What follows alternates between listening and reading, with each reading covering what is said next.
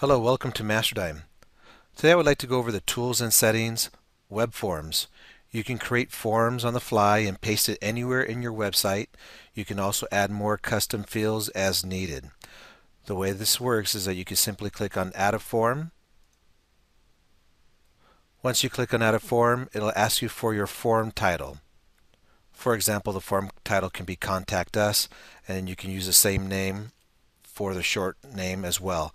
This will show up on the lead details as I'll show you later. I'll put Contact Us 1. Regarding your source domain, you could put what domain this site is on, this web form is on. And also you could put the redirection URL. Once someone fills out the web form, you need to have it redirect somewhere. In this case, once you have a page made on your website, if it's with ours, you can have a thank you page. And then you can send emails to yourself. As you can see here, you can send mail to multiple people simply by putting a comma in between. So when someone fills out a web form, multiple people can receive this contact us information. You can also set it on a lead view, which I'll explain in a second, where you can have it on all people that'll show up on their web forms or on the lead details. And as far as statuses, so you can say all in all. If it came from another page, for example, a short sale page, then you may want to say the type of lead it is. It's a short sale and you would like it to go into the up desk or as a new lead. By doing this right here, you can set off certain campaigns based on these triggers. If so be the case, then you would simply click on Enable Marketing Campaigns. So when someone fills out this form, it'll kick off your marketing campaign. And you can use HTTPS in the event that this page is a protected page through a secure socket. On this side right over here, it says forward lead and capture lead. If you want to have a dual form where your first form is what's your zip code, what's your phone number, something to that effect, you can create certain forms to fill into the next form. As in this case, it says, select yes if you want the lead generated from this form to be passed to another form. So if this was just another form where we just simply said, what's your first name, then we're going to say yes, because the next form will be the remaining questions. On this one, it says yes or no. Select yes if you will be using this form on a landing page coming from another web form that has a forward lead option. So if this was the next form to be made from another one, you would also choose yes, so they could combine both web forms together and create one lead in the database. As it says, note, no need to set up lead first name, last name, or email fields if it is already provided by the previous form. So you don't have to do a double entry. Down in this section is where the web form is created.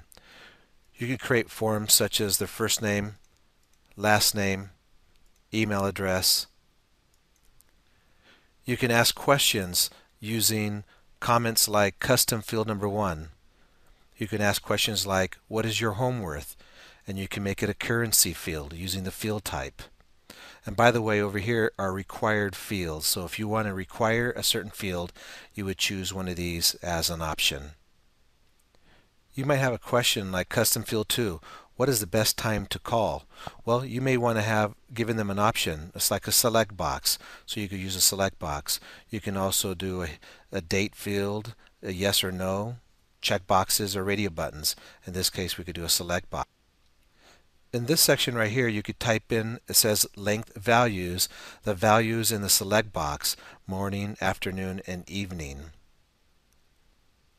So when this is on your website, when someone pulls a select box down on your website, it'll say morning, afternoon, or evening. You could have other forms like when do you want to sell? You can make it a date field. And if you want that, you can also make it a required field. So as you can see, there's multiple questions that you can ask and create, from work phone numbers and different questions, home numbers. You can ask, basically all different kinds of questions and a whole bunch of custom fields to make a custom questionnaire for you. The most important thing, however, is to make sure that this web form kicks off an autoresponder. So what you're going to do is you're going to choose where it says source. You always want to make sure you have a source where the lead has come from. As you notice, it'll say website A 1045, website B 1046, referral 1047, and so forth. So let's say if it was short sell data or yellow pages, for example. Okay, so the number after the colon you put in this default field as 1651. What this will do is it'll signify that this lead came from the yellow pages, for example, 1651. And you're going to make this what we call a hidden field. So when someone fills out the form, this section here is hidden, but the database grabs that information and it'll show in the lead details of the lead. You would also want to go ahead and use status or lead type, and you could do lead status. You can make both of these hidden. So you're going to have source, type, and status as hidden fields. Now, depending on which form it is, you're going to choose what type of lead it is as lead type. Let's say it's a short sell, so it's 295. And make sure that it's in the default field. And it's hidden, as well as status, depending on where you want the lead to come in. Whether if you want to come into the up desk, it's 15 new, it would be a 1.